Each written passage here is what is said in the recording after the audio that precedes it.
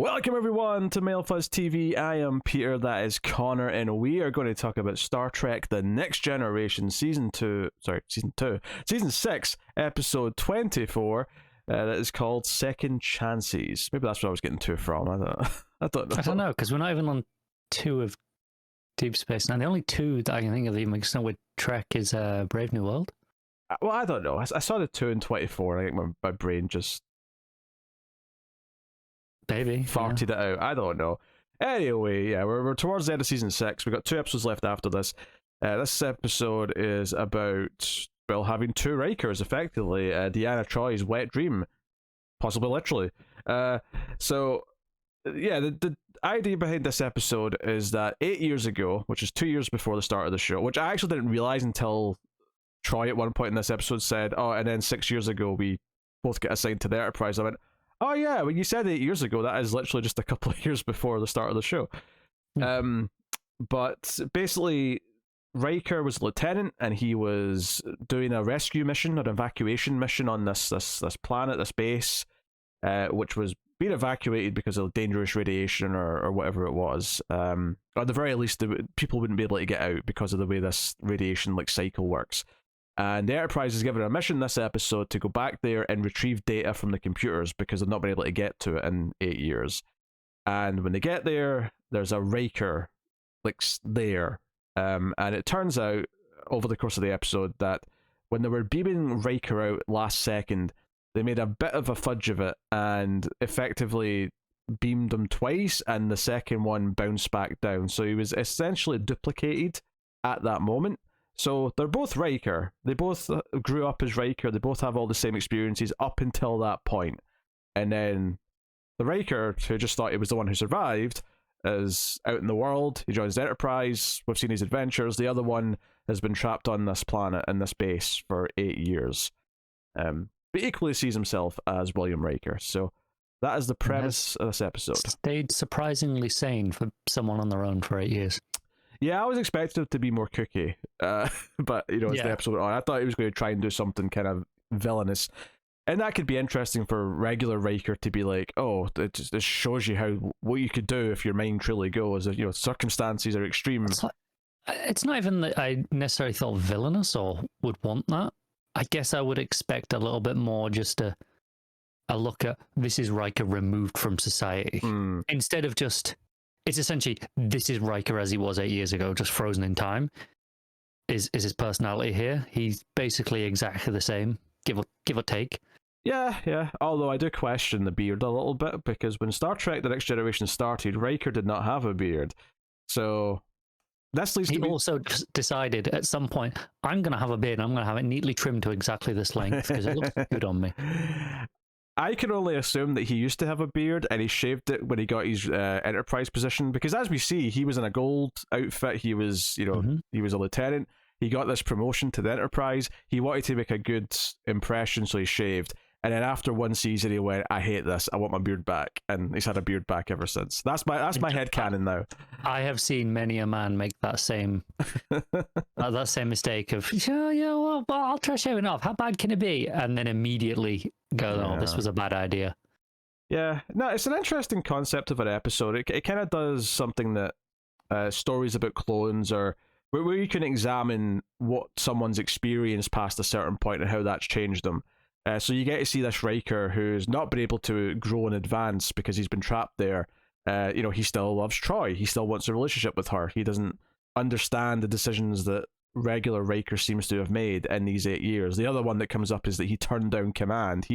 Riker was offered his own ship at one point in the show, and he said no. He wanted to remain serving under Picard. And young Riker here, well, he's not young, he's the same age, but you know what I mean, young in the sense that he's other Riker. Yeah, he doesn't understand that decision. So that's kind of the stuff that the episode really gets into, is kind of how different he is because of just the choices he's made, and how this other version of him, who has all these assumptions about what he would decide, can't understand these choices, and there's some hostility between them, basically, almost from the get-go.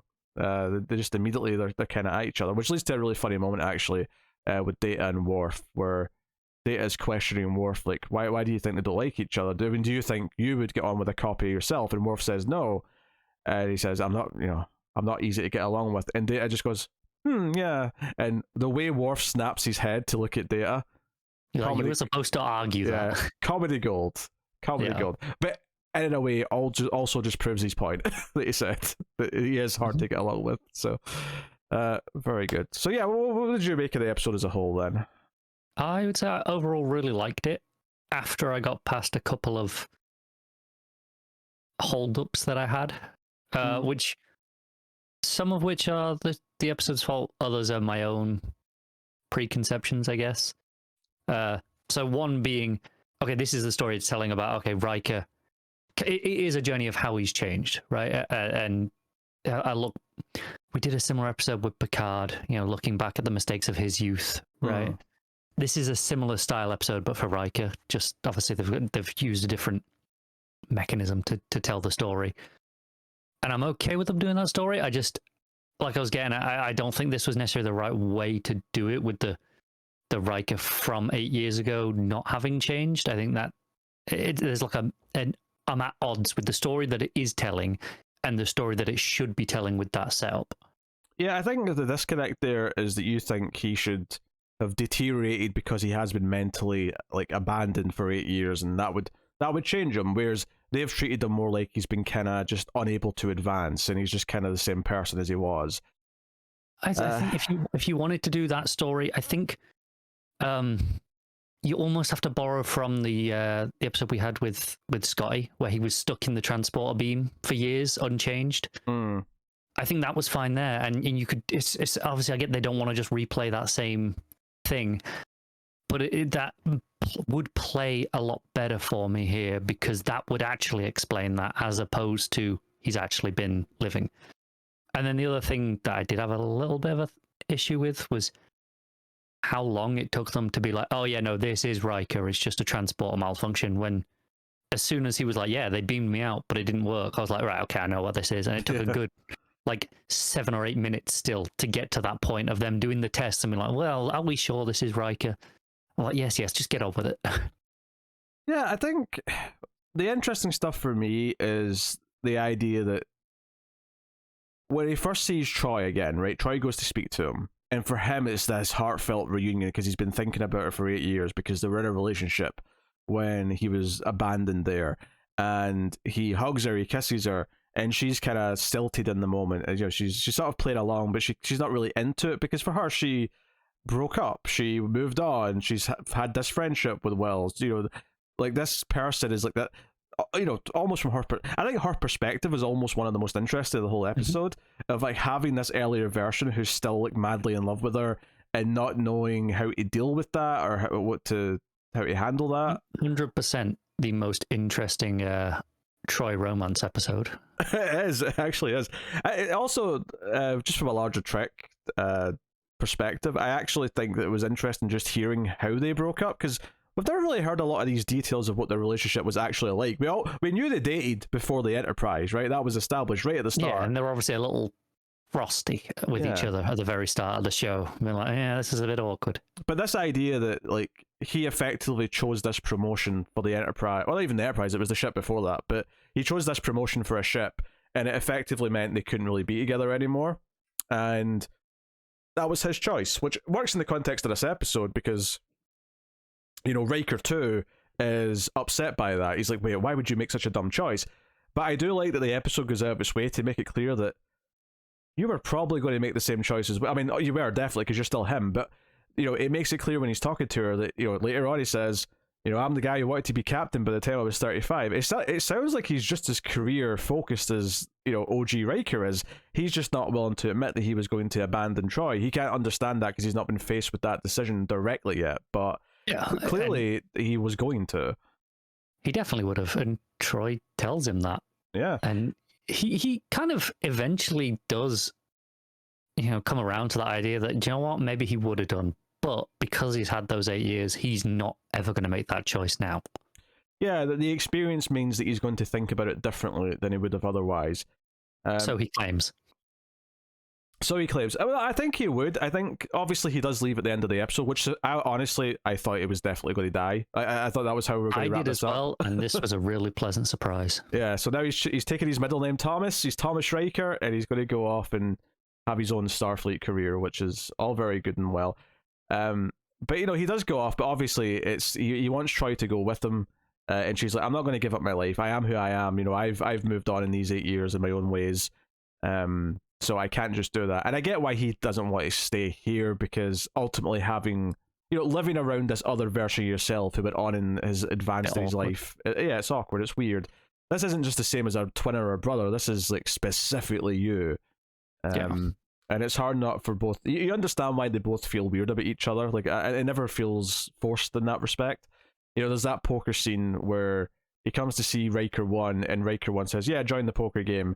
And immediately they're like up in their bets, and they're like, there's just like a lot of this episode is Data and Worf just looking at each other like, this is uncomfortable. We should not get involved here. This is very tense. There's a lot of and he's like, "Yeah, you always had the better hand to Riker 1." And obviously he's talking about, yeah, you got to leave the planet, you got to go and have all these choices. I never got any choices.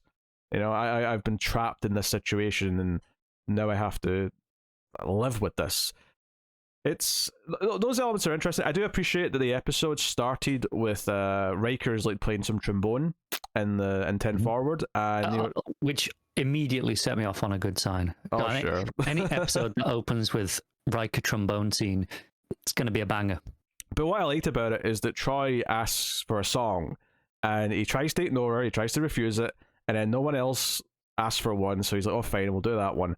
And Troy tells us that this has been one that he's been trying to do for a decade, and he's never been able to get it right.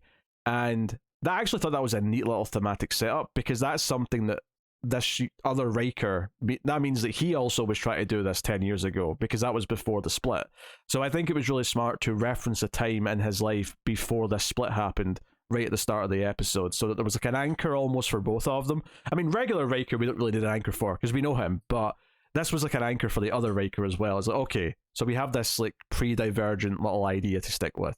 Honestly, the biggest surprise out of this for me was that it didn't come back up. I was fully expecting that, hey, Riker's been there for 8 years. He's been bored.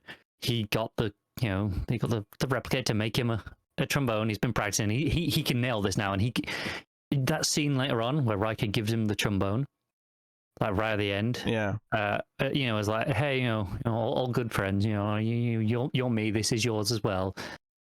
I was fully expecting a little bit at the end of him being like, yeah, no, I mastered that. Yeah, actually, that was right at the end, so I wasn't thinking it was going to happen by that point. But like earlier on, I thought it was going to come back up again as well, and I thought Riker 2 playing that piece perfectly was going to be the thing that made Riker 1 like him, because he was going to realize, oh wait, he's had time to perfect that in a way that I never could, and it was going to be like this endearing little moment for him. I think this is why I love and am frustrated by this episode, because I do love everything that is in there for the most part, but it has so much potential for other things like that. They're like, Riker saying, oh wait, okay, this look at what he could have been if he hadn't devoted himself to his career so much. He could have seen, oh, there's this relationship with Troy, there's me being a master at the trombone, like, what could have been. And it's like it pokes at these ideas, but it doesn't actually get to any of them. It was like I was saying earlier about how he was always going to make the same choices. Like if he had left, he would have just made the same choices as the Riker we had. So it's an interesting exploration for him to realize that would have been the case. But it is these 8 years of being separate and like realizing what he didn't have that made him maybe more committed to a relationship with Deanna, that made him more committed with the trombone. Admittedly, yes, he had a lot of free time to potentially work. Now, we're saying that it never seems like he had a trombone down there. We're just... I'm saying computer could have made him one.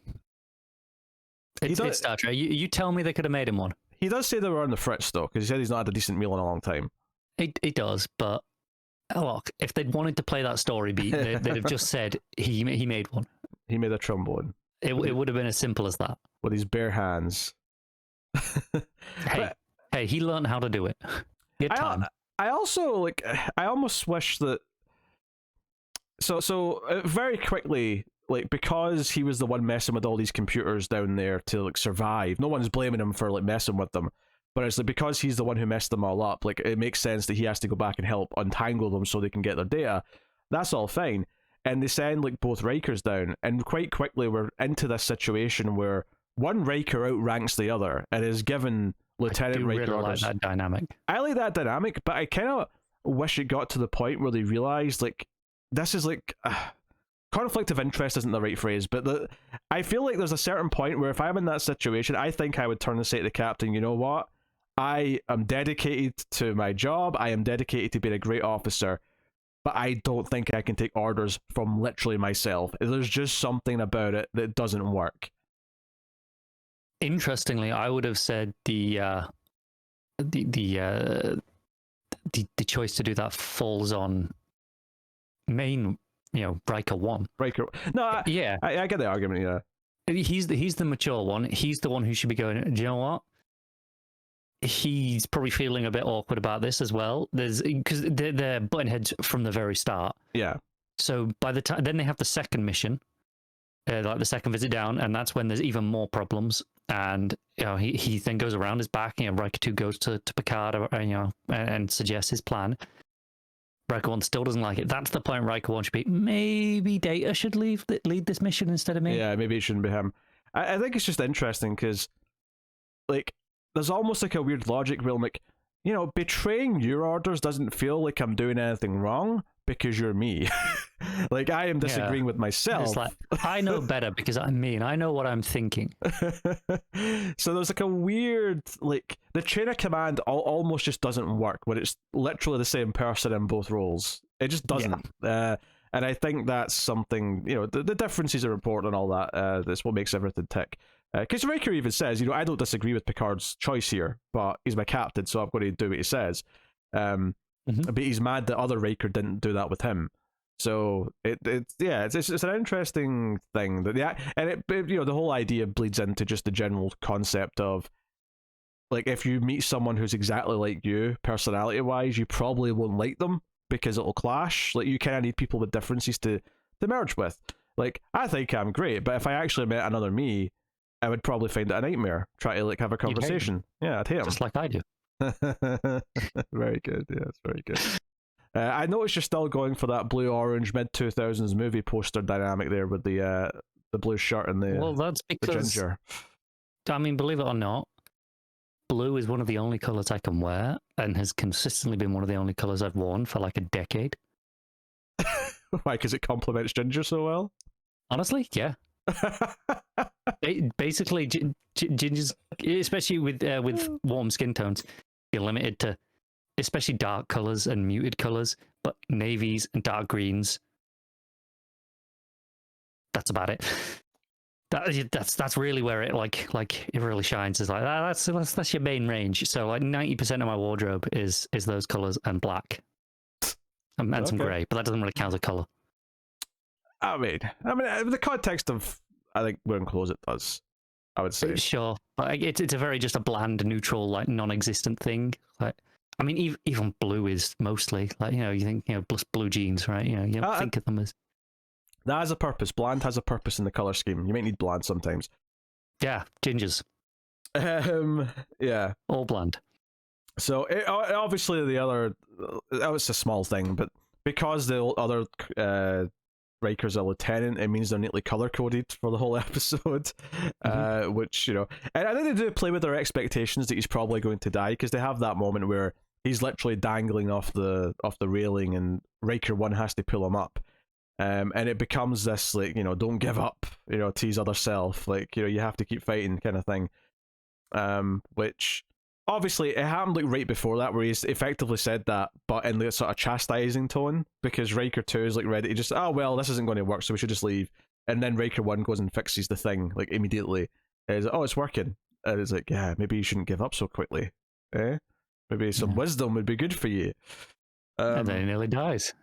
And then he nearly dies. Not that that's his fault, really. The railing just buckles, but I mean, it's his fault in the sense that he was the one that adamant that they should go down there, even though Riker 1 was like, it's incredibly dangerous down there. Everything's unstable. It's a death trap. So, yeah. I mean, Riker 1 was right. I suppose that's maybe a meditation on the idea that, like, you need both parts of yourself. You need both voices in your head arguing for and against for something to work. Here it's made literal because there's two Rikers, and one's arguing one thing and the other one's arguing the other. I think there is something interesting as well about the idea that there's okay, he is a lieutenant. He's still technically a command rank, but compared to Riker now with all the experience, he's a lot less reckless. He's a lot more wanting to play it safe. You very much. You'd say a good commander, not wanting to just risk lives or anything like that. He will, if it's necessary. They'll obviously, that's Starfleet. They all do that, but it's not just taking risks unnecessarily. Obviously, in this case, Picard's like, well, the risk is kind of worth it, but Riker was definitely a lot more cagey about it. I think that's just his style of command has grown very dramatically to what maybe his younger self would have anticipated. Yeah, I wonder what the second Riker would have been like with Jellicoe. How would that dynamic have worked with a more reckless Riker? Maybe even more disastrous than it was in the first place. But yeah, and I think the idea of like showing how much he's changed over this time is definitely the focus of the episode, and it works quite well. Even the idea that Deanna's told, because when Riker 1 talks to Deanna about possibly dating Riker 2, she's like, hey, you might feel weird about that, and I'd understand. And he says he doesn't, although I think deep down he probably does. It's a bit weird. But he basically, the advice he offers is like, I ultimately made the choice to do what I did to like leave you and focus on the career, which means he was going to do that too, and he will probably still do that. It may be a more interesting path, would have been a more definitive him saying, no, I'm not going to, I'll pick family over career, and that basically being abandoned for 8 years on his own has made him like appreciate human connection more than his life's work. Effectively, you could have done more with that, I suppose. Also, they had to write him out without killing him because they clearly decided they didn't want to just kill him. Yeah, which makes me wonder if we're going to see him again in some capacity, because there's now a second Riker named Thomas running around out there. Yeah. Do we visit him in a season 7 episode where he does die or something? I don't know. I assume there'll be at least some reference to him at some point. Yeah, maybe he comes in and saves the day, or maybe they'll be like, Riker needs a transplant and there's no suitable donor. Wait a minute, there's the perfect candidate. Yeah, they could do that. Oh dear. I don't know. Maybe we'll never see him again. Maybe this is just genuinely he's off to live his own life away from the show, and that's okay, which is fine. I get it. There's some like respecting that being the point of the character, right? To prove that no, he is ultimately his own person by the end of this episode. He is not our Riker, and I think just essentially ignoring him and letting him do his own thing. There's kind of a meta commentary on that, no, he is his own thing now. He's nothing to do with our Riker. Yeah, I also, as much as I said I expected him to maybe do something villainous, like try and swap with Riker or some, whatever you might have done as an evil doppelganger. I was pleased that they didn't. I was surprised in a pleasant way that he did not get killed off at the end of the episode, because I think it was the most obvious out to just wrap it up in a neat bow. I think as soon as we saw him, that was your first thought, right? Oh, well, he's dying. Either he's dying, or it's going to turn out that now that they've taken him off the planet, he's going to start to fade away, or something that basically will erase him from existence, so we don't have to have two Rikers. But no, he's out there. He's off doing something, and maybe that'll be, something to return to. Maybe not. I have no idea. No. But I do like what the episode is actually exploring with this look at how Riker has changed. I just wish they'd done a different setup to do that episode and done something different with this setup instead. It's frustrating. Yeah, because you think Riker on the planet should be a bit more different. Like I say, I was never the idea of him being villainous never crossed my mind. I mean, that was just the first thing that came to my mind. But just someone who is probably needs a lot of therapy because he's been stranded on a planet for 8 years. Exactly. Just different to what he is instead of the frozen in time. I think that would have been not necessarily a better episode than this, but a very different episode, and one I think would have suited this setup more. There could have been something interesting in it. Yeah, let's say we get like a broken Riker who has to go to therapy, and he speaks to Troy, he speaks to Crusher, and he's broken, but he survived. And and they make it, and because the episode just kind of glosses over, it seems like it was relatively quite easy to just live in this place for 8 years, even though he was lonely. Let's say it was really hard, it was really tough, and he had to do a lot to survive. You could have had like an interesting, maybe like final beat to the story where our Riker like looks at him and sees like, I now know the answer of like how strong I am in a weird way. Like, I have evidence to suggest that I could survive that, and he's out on the other end. He's broken. It's going to take time for him to heal and like be in a better place. But in a weird way, like I now know I could survive that, and if I can survive that, then and you'd have the other part of that story at the end of being Riker being, not that he isn't already, but like grateful for all the crew and family that he has on the Enterprise. Wonderful lifestyle. Yeah, sentiment. exactly. Okay, yeah. I think that would be the obvious kind of point of that as well. Like not necessarily the only thing, but it would be in there. Again, at that point, it's just a completely different episode to this. Yeah, and it's not necessarily one I'd prefer to see. Over this one. I think there was room essentially to do both, just not in this episode, obviously. Yeah.